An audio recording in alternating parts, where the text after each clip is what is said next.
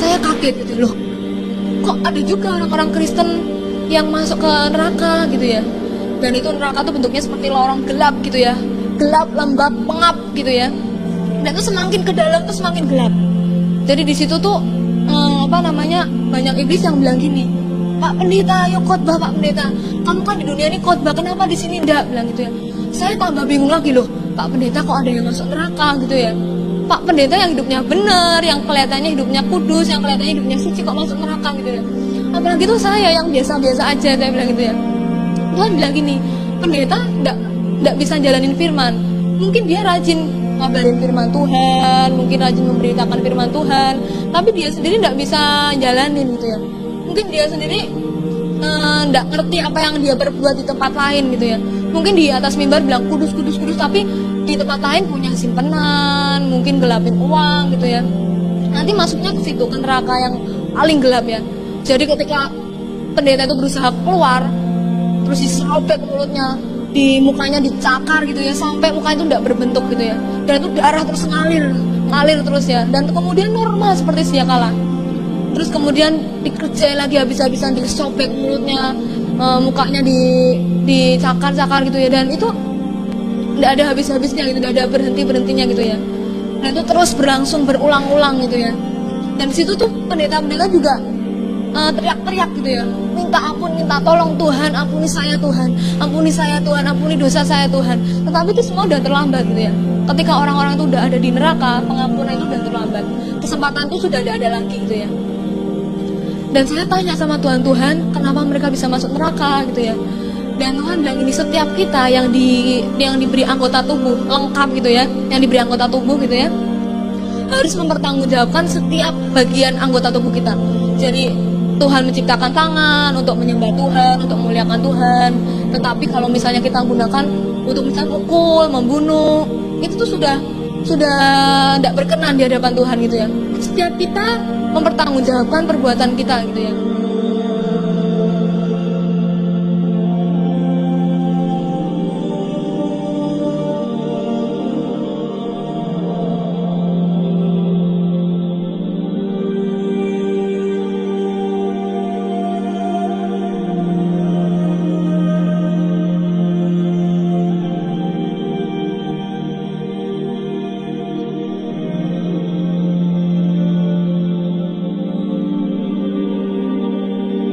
Bagi Tuhan kita.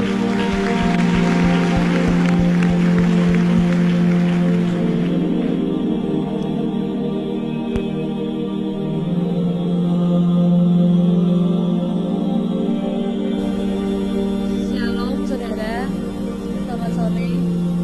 Saya mengucap syukur kalau sampai saat ini saya masih boleh ada, masih boleh diberi kesempatan Tuhan untuk hidup, untuk bersaksi, itu semuanya oleh karena kasih karunia Tuhan. Dan saya mau awali kesaksian saya, kejadiannya September tahun 2001. Ketika itu saya dan satu tim ya sedang berdoa bersyafaat di gereja. Dan saya sadar kalau saya masih ada di gereja, tapi saya juga bingung gitu ya, kok ada di tempat lain gitu ya. Jadi roh saya dibawa Tuhan ke tempat lain, dan tempat itu ngeri gitu ya, sangat mengerikan. Dan di sana tuh bau busuk gitu ya, bau amis, bau darah, bau benda-benda kebakar gitu. Ya baunya tidak karuan gitu ya, bau busuknya tidak karuan. Jadi kalau pasar ikan tuh kalah baunya sama bau neraka gitu ya. Dan saya di situ melihat berbagai hal yang mengerikan. Dan yang paling saya tidak tahan itu ceritanya, di sana banyak orang yang menjerit, minta tolong, minta ampun sama Tuhan. Mereka banyak yang bilang, Tuhan ampuni saya Tuhan, tolong saya Tuhan, ampuni saya Tuhan, saya sudah tidak kuat lagi di sini Tuhan, lepaskan saya Tuhan.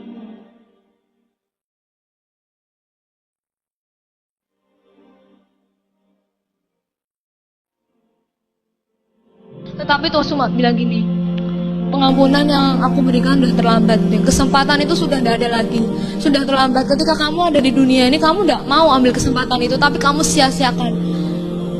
Tapi kalau kamu sekarang minta ampun, itu sudah terlambat, Tuhan Yesus bilang gitu. Dan saya di situ ngelihat berbagai macam hal yang mengerikan. Di situ banyak orang, jutaan orang, bahkan di sisi kanan saya ketika saya jalan, di sisi kanan saya itu banyak orang yang dibakar sama api gitu ya. dan tubuh itu dibakar api sampai tubuhnya meleleh habis, tapi anehnya itu bisa lagi muncul lagi normal itu ya. Dan itu kemudian dibakar lagi sampai habis, kemudian dibakar lagi sampai habis, dan kemudian normal lagi, dibakar lagi, dan itu terus menerus gitu ya, berulang-ulang gitu ya, nggak ada hentinya, dan sifatnya itu kekal gitu ya.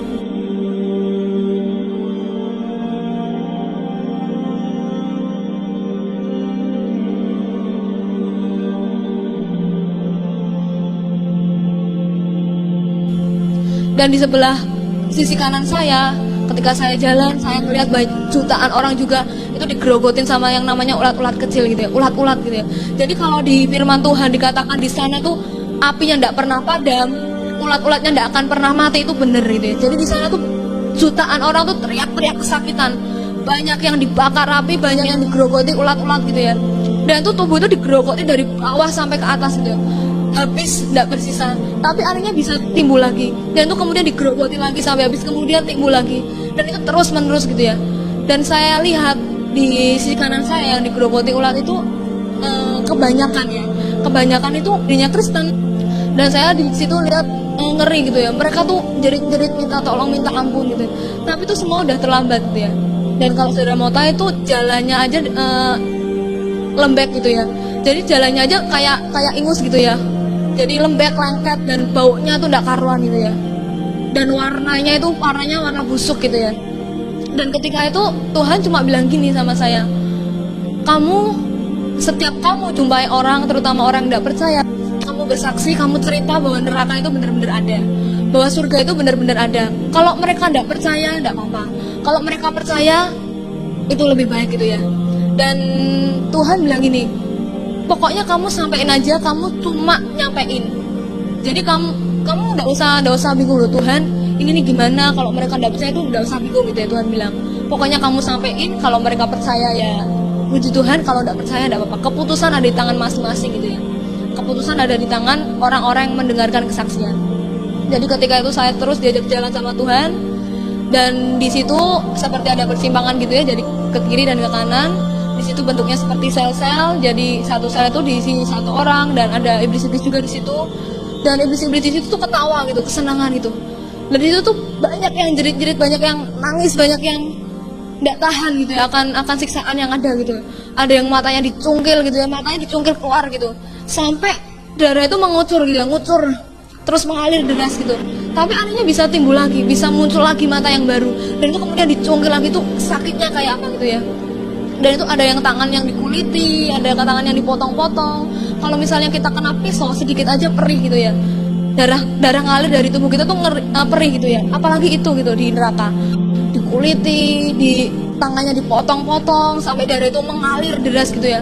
Dan kaki dipotong-potong sampai darah itu mengalir deras, lidahnya dipotong-potong, dan itu tidak ada henti-hentinya gitu loh. Ketika lidah itu dipotong, darah mengalir keluar, dan itu kemudian timbul lagi, lidahnya muncul lagi normal seperti kembali, seperti sedia kala gitu ya. Dan itu kemudian dipotong-potong lagi sampai habis, dan semua orang di situ nangis, minta ampun, minta tolong sama Tuhan. Tapi Tuhan nggak bisa berbuat apa-apa gitu ya.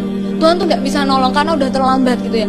Dan saya tanya sama Tuhan, orang-orang yang di sini ini orang-orang yang nggak percaya sama Tuhan toh, saya bilang gitu.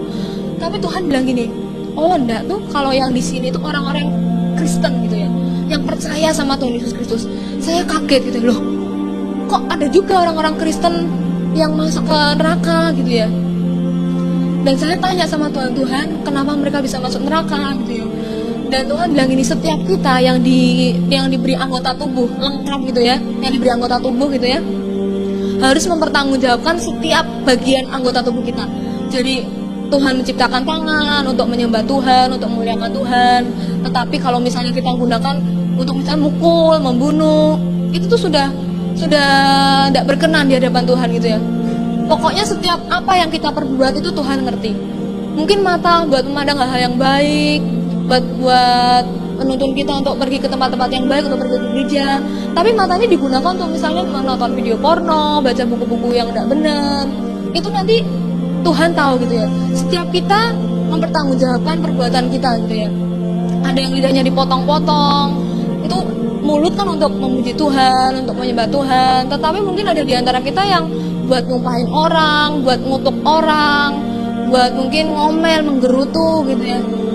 Dan itu semua Tuhan tidak senang gitu, Tuhan tidak berkenan di hadapan Tuhan. Jadi setiap apa yang kita perbuat dengan anggota tubuh kita, Tuhan, walaupun mungkin kita di tempat yang paling terpencil sekalipun gitu ya, mungkin orang-orang tidak ngerti, tetapi Terus ngerti gitu ya. Dan ketika itu saya diajak jalan terus masuk sama Tuhan. Dan kalau Darah Mota itu dindingnya itu juga sama gitu ya, jadi dindingnya itu kayak ingus gitu ya, kayak umbel gitu ya, jadi lengket-lengket gitu ya, dan baunya minta ampun ya, bau busuknya minta ampun ya. Dan ketika itu saya jalan terus, saya diajak Tuhan ke tempat yang namanya pusatnya neraka gitu ya. Jadi ketika masuk terus ada seperti sumur kayak kawah belerang gitu. Dan di situ ada orang yang diikat dua-dua, ada yang perempuan sama perempuan, laki sama laki gitu ya. Dan saya tanya sama Tuhan, Tuhan ini nih kenapa kok diikat dua-dua gitu ya? Kok perempuan sama perempuan, laki sama laki? Tuhan bilang gini, ini buat orang yang lesbian sama homoseksual gitu ya. Jadi orang yang di dunia ini homoseksual, lesbian, termasuk banci-banci gitu ya, waria, itu nanti masuknya ke sana gitu ya. Mungkin mereka udah nyebut dirinya Kristen tapi masih homoseksual, lesbian, itu nanti masuknya ke sana gitu ya. Dan tidak jauh dari sana, dari tempat orang yang dihukum tadi, yang lesbian tadi, dan tempatnya masih sama di pusatnya neraka, itu juga ada orang-orang yang dihukum di kawah belerang ini, di pusatnya neraka. Itu buat orang-orang yang perdukunan gitu ya, buat orang-orang yang suka kedukun, suka cari pelarisan, mungkin sakit tidak sembuh-sembuh, tapi terus tidak percaya Tuhan lagi, kecewa sama Tuhan, terus perginya ke dukun, ke paranormal, ke suhu. Nah itu tempatnya di sana gitu ya. Dan di situ juga di pusatnya neraka ada yang bentuknya seperti sel-sel. Jadi satu orang diisi satu sel diisi satu orang, dan di situ tuh orang-orang tuh maaf kata alat kelaminnya tuh digerogoti ulat-ulat gitu ya, digerogoti sampai habis, sampai darah tuh mengalir keluar terus, kemudian digerogoti lagi, dan itu normal lagi, tumbuh lagi, dan itu digerogoti lagi sampai habis gitu ya. Dan itu terus berulang, tidak ada habis-habisnya, tidak ada kata-kata berhenti, tidak ada kata-kata istirahat. Dan Tuhan bilang setiap kita yang mungkin nyebut dirinya Kristen tapi masih bermain-main dengan kekudusan, masih ke tempat-tempat yang tidak benar, mungkin nggak punya istri tapi masih punya simpenan lain, itu nanti masuknya ke sana gitu ya. Seenaknya aja main-main dengan kekudusan, nanti masih ada waktu buat hidup. Nah, padahal kan kita semua tidak ngerti kapan kita dipanggil pulang, kapan Tuhan Yesus datang gitu ya. Dan ketika saya terus diajak masuk lebih dalam lagi, dan itu neraka tuh bentuknya seperti lorong gelap gitu ya, gelap, lembab, pengap gitu ya. Dan itu semakin ke dalam tuh semakin gelap. Jadi di situ tuh banyak iblis yang bilang gini, Pak Pendeta, ayo khotbah Pak Pendeta, kamu kan di dunia ini khotbah, kenapa di sini enggak, bilang gitu ya. Saya tambah bingung lagi loh, Pak Pendeta kok ada yang masuk neraka gitu ya. Pak Pendeta yang hidupnya benar, yang kelihatannya hidupnya kudus, yang kelihatannya hidupnya suci, kok masuk neraka gitu ya. Apalagi tuh saya yang biasa-biasa aja, saya bilang gitu ya. Tuhan bilang gini, pendeta enggak bisa jalanin firman. Mungkin dia rajin ngabarin firman Tuhan, mungkin rajin memberitakan firman Tuhan, tapi dia sendiri tidak bisa jalanin gitu ya. Mungkin dia sendiri tidak ngerti apa yang dia perbuat di tempat lain gitu ya. Mungkin di atas mimbar bilang kudus, tapi di tempat lain punya simpenan, mungkin gelapin uang gitu ya. Nanti masuknya ke situ, ke neraka yang paling gelap ya. Jadi ketika pendeta itu berusaha keluar, terus diserobek mulutnya, di mukanya dicakar gitu ya, sampai mukanya itu tidak berbentuk gitu ya. Dan itu darah terus ngalir terus ya. Dan kemudian normal seperti sedia kala. Terus kemudian dikerjain lagi habis-habisan, disobek mulutnya, mukanya dicakar-cakar gitu ya. Dan itu tidak ada habis-habisnya gitu, tidak ada berhentinya gitu ya. Dan itu terus berlangsung berulang-ulang gitu ya. Dan di situ tuh pendeta-pendeta juga teriak-teriak gitu ya, minta ampun, minta tolong, Tuhan ampuni saya Tuhan, ampuni dosa saya Tuhan. Tetapi itu semua udah terlambat gitu ya. Ketika orang-orang itu udah ada di neraka, pengampunan itu udah terlambat, kesempatan itu sudah tidak ada lagi gitu ya.